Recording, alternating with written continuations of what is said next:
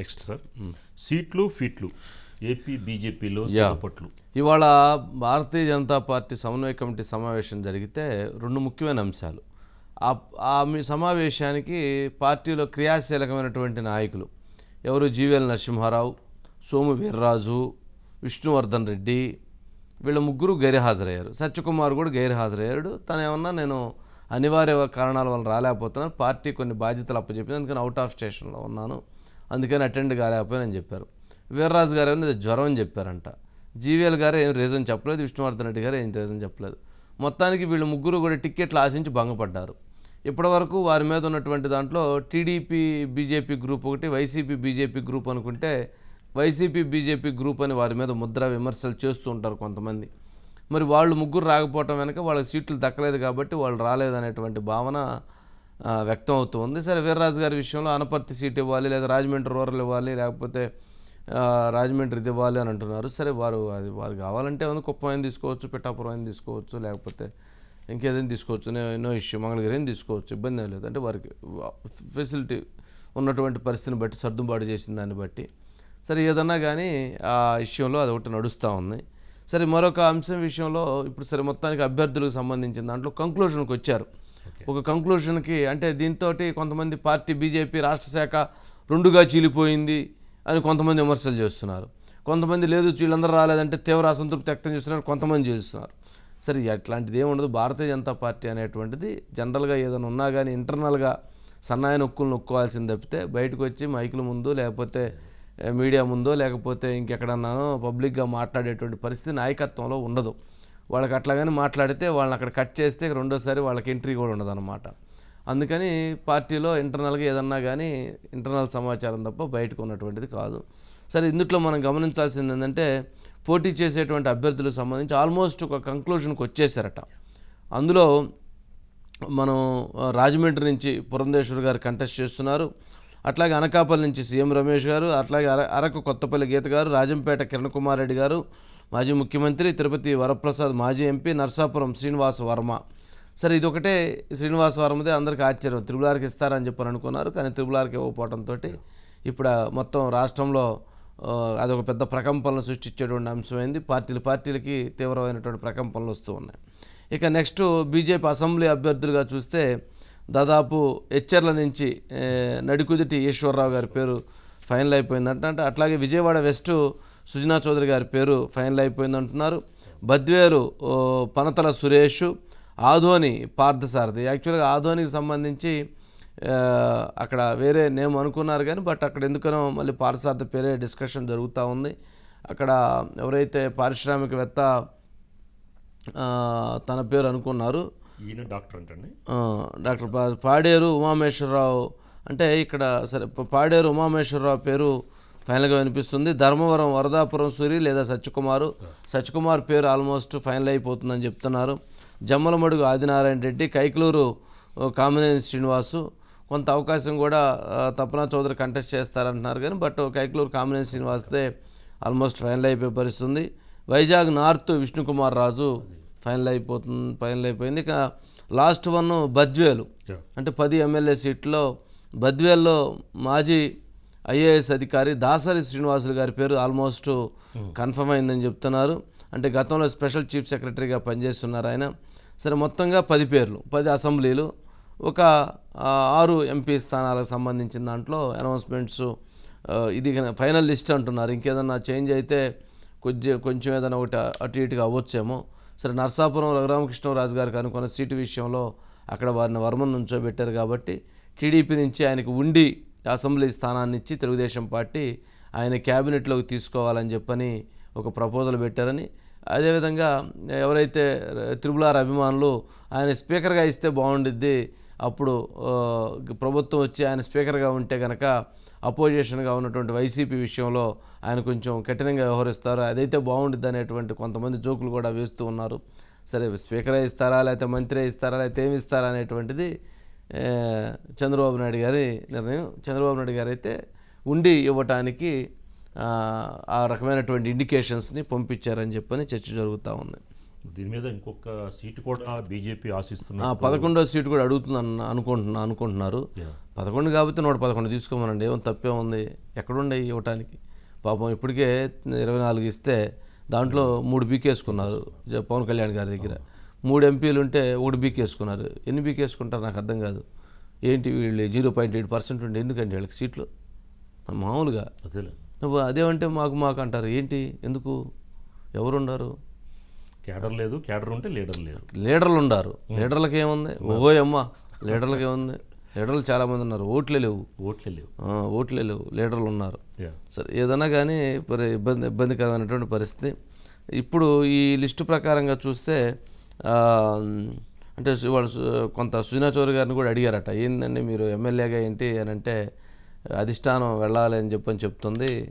నడ్డా గారు, అమిత్ షా గారు పర్టికులర్గా మీరు స్టేట్లో ఉండాలని చెప్తున్నారు కాబట్టి తప్పని పరిస్థితుల్లో వెస్ట్కి కంటెస్ట్ చేయాల్సి వస్తుందని చెప్పని కూడా వారి సన్నిహితులతో చెప్పినట్లుగా చెప్తూ ఉన్నారు. ఒకసారి బైట్స్ ప్లే చేయండి పురంధేశ్వర్ గారిది. ఇప్పుడు పొత్తులో భాగంగా మాకు కొన్ని సీట్లు వచ్చాయి. ఆ సీట్లో ఉన్నటువంటి అభ్యర్థుల్ని ఖరారు చేస్తారు. ఆల్రెడీ కింద కార్యకర్తలు ఏదైతే ఇతర పార్టీల్లో క్యాండిడేట్స్ గా ప్రకటించబడ్డారు వారు ఆల్రెడీ ఫీల్డ్ కి వెళ్ళినటువంటి నేపథ్యంలో ఆ కాన్స్టిట్యుయెన్సీస్ లో మా కార్యకర్తలు కూడా వారితో పాటుగా ముందుకు వెళ్తున్నారు. సో ఒక రకంగా చెప్పాలంటే ఆల్రెడీ స్టార్ట్ అయిపోయింది. నేను పసలేని ఆరోపణలకి జవాబు ఇవ్వాల్సినటువంటి బాధ్యత నాకు లేదు. పార్లమెంట్ సభ్యులు ఎవరు అనేటువంటి విషయం మీద మనకు క్లారిటీ వచ్చింది. ఇవాళ మన జెండాలు వేరు కావచ్చు, కానీ ఎజెండా మాత్రం ఒకటే ఈ కూటమి. అదేమిటంటే అవినీతి పాలనని అంతమొందించాలి, సుపరిపాలన రాష్ట్రానికి తీసుకుని రావాలి. వారందరినీ గెలిపించుకున్నప్పుడే మనం సుపరిపాలన ఏదైతే అయోధ్య రాముడిని పరిపాలన రావాలి అని చెప్పి మనం ఆకాంక్షిస్తామో ఆ రకమైనటువంటి రామరాజ్యాన్ని మన రాష్ట్రానికి కూడా తీసుకురావడంలో మనం అందరం దోహదపడేటువంటి అవకాశం ఉంటుందని చెప్పి గమనించమని చెప్పి అభ్యర్థిస్తూ. కాదమ్మా, వాళ్ళకి సోమవీర్రాజు గారు కొంచెం ఆయన ఫేవరెట్గా ఉందని చెప్పారు నాతోనే. ఈ సమావేశం పర్టికులర్గా పెట్టినందుకు కొంచెం లేట్గా ఇన్ఫార్మ్ అయి ఉంటుంది. అందరికి ఎటువంటి రకమైన సమస్యలు లేవు, ఎవరికి బాగానే ఉన్నారా, మీరేమి గడబడి చేయక్కర్లేదు. ఓకే, అంటే మీరు ఎన్నికల్లో పార్టిసిపేట్ చేయబోతున్నారా? అసెంబ్లీ మా అధిష్టానం ఏం డిసైడ్ చేస్తే అది చేస్తానయా, లేకపోతే ఎన్నికలన్నీ గెలిపించే పనిగా ఉంటే అదే ఉంటాను నేను. No problem. లిస్టు రేపు సాయంత్రానికి వస్తాను అనుకుంటున్నా. రైట్, మనం చెప్పాం కదా ఆధోనికి సంబంధించినటువంటి అంశంలో విట్టా రమేష్ కుమార్, ఆధోని పార్థసారథి గారు నాన్ లోకలు, విట్టా రమేష్ కుమార్ లోకలు. కావున ఆ సీటు విషయంలో ఆ కన్సిడరేషన్ పరిశీలించాలని ఏదో డిస్కషన్ జరుగుతుంది. విట్టా రమేష్ కుమార్ స్థానికుడు అవటంతో ఆ అంశం విషయంలో కూడా భారతీయ జనతా పార్టీ కొంత ఆలోచన చేస్తున్నట్లుగా ఉంది. మరి ఎవరు ఫైనల్ చేస్తారో కానీ, బట్ కేంద్ర నాయకత్వం కూడా కొంత స్థానికులకి ఇవ్వటం వల్ల మంచిది అనేటువంటి భావన కూడా ఉందని అంటున్నారు. చూడాలి మరి. Gandhi, good evening Gandhi. ఏంటి మొత్తానికి ఇంటర్నల్గా ఏంటి సారాంశం, ఏంటి ఎజెండా, ఏంటి ఏం జరిగింది? అంటే ఈరోజు జరిగినటువంటి పదాధికారుల సమావేశంలో దాదాపుగా బీజేపీకి సంబంధించి రాష్ట్ర నాయకులు అందరూ కూడా హాజరయ్యారు. ఒక 4-5 నాయకులు మాత్రం హాజరవ్వలేదు. అందులో టీమ్ ఏగా చెప్పబడేటువంటిది సోమవీర్రాజు గారు, అలాగే జీవేల్ గారు, విష్ణువర్ధన్ రెడ్డి గారు. వీళ్ళు ముగ్గురు రాకపోవడం అనేది కొంత ఇక్కడ ఈరోజు హాట్ టాపిక్ అనమాట. అంటే వీళ్ళు ముగ్గురు ఎందుకు రాలేదు? సీట్లు ఆశించి భంగపడటం వల్ల వాళ్ళకి సీట్లు లేదని చెప్పారని రాలేదా, లేకపోతే వేరే వాళ్ళకి సీట్లు ఇస్తున్నారని చెప్పి ఆక్రోశంతో రాలేదా అనేటువంటి చర్చ నడుస్తుంది మొత్తానికి. అంటే సీట్లు ఇవ్వలేదైనా వేరే వాళ్ళకి ఇచ్చారని చెప్పారు. అట్లాగే రఘురామకృష్ణరాజు విషయంలో వాళ్ళు సక్సెస్ అయ్యారని చెప్పి ఆయన రఘురామకృష్ణరాజు గారు చెప్తున్నారు, సక్సెస్ అయ్యి ఉండొచ్చు అని చెప్పి. కానీ ఇటువంటి కాంబినేషన్లో సోమవీర్రాజు గారు ఒంట్లో బాగాలేదని చెప్పి నాయకులు చెప్పారు. ఎందుకు రాలేదంటే ఒంట్లో బాగాలేదని చెప్పారు. మరి మిగతా 2 నాయకులు ఎందుకు రాలేదో తెలియదు.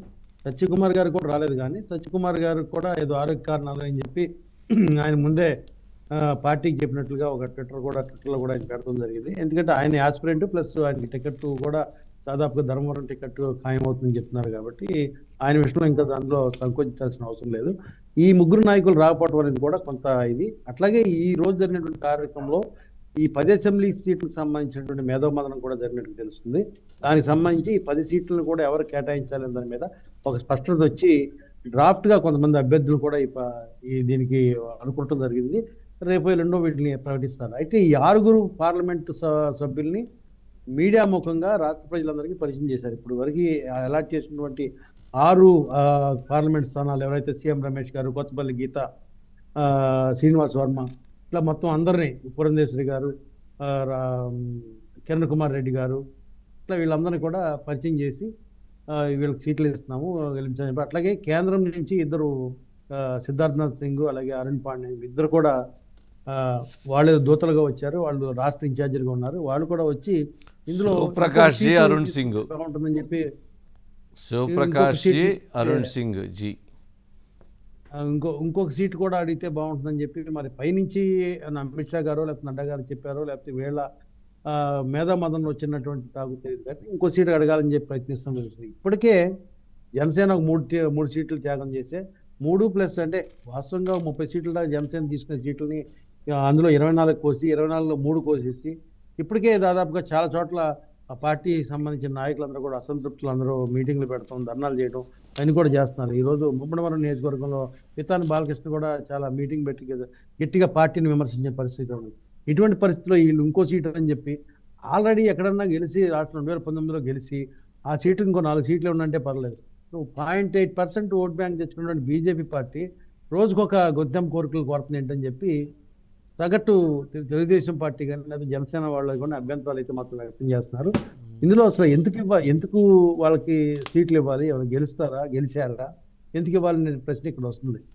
రీజనబుల్గా తీసుకుంటే పర్లేదు కానీ ఉన్న కొద్దీ రోజుకు ఒక సీటు పెంచడం అంటే ఎక్కడి నుంచి తీసుకురావాలి, ఆల్రెడీ అక్కడ ఉన్నటువంటి అభ్యర్థులు ఏంటి, ఆ పార్టీకి సంబంధించి నాయకత్వం ఏం చెప్పుకుంటుంది అనేది కూడా కొంత ఆలోచించాల్సిన విషయంలో వీళ్ళు ఏదో కొత్తగా తెర మీద తీసుకొస్తాం అనేది కూడా సరిగా లేదని చెప్పి వస్తున్నారు. అంటే ఈ 10 సీట్ల వరకు ఎలాగోలా పాపం 2 పార్టీలు వాళ్ళు చెప్పుకోవాల్సిన ఆవశ్యకత ఉంది కదా, చెప్పుకుంటారు.